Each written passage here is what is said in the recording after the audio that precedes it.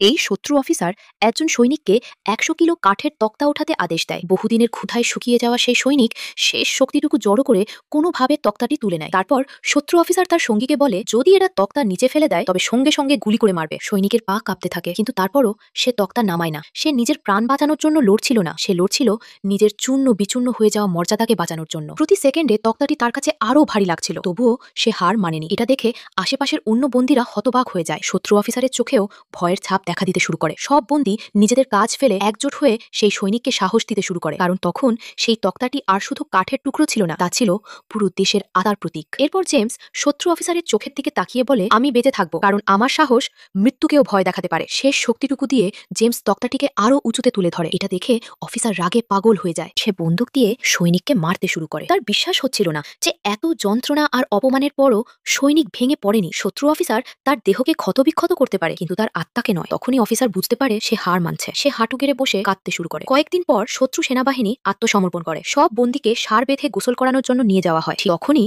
আকাশে বিমানের গর্জন শোনা যায়। উপরে থেকে খাবার দাবার পড়তে থাকে, আর বন্দীদের মুখে হাসি ফুটে ওঠে, কারণ তারা সবাই বেঁচে গিয়েছিল। আহত জেমস ধীরে ধীরে সিঁড়ি বেয়ে শত্রু অফিসারের ঘরের দিকে যায়। সে দেখতে চেয়েছিল সেই নিষ্ঠুর অফিসারের কি পরিণতি হয়েছে, কিন্তু অফিসার জেমসের মুখোমুখি হতে না পেরে লজ্জায় পালিয়ে যায়। অবশেষে জেমস বাড়ি ফিরে আসে। সে হাঁটু গেড়ে বসে মাটিকে চুমু খায়।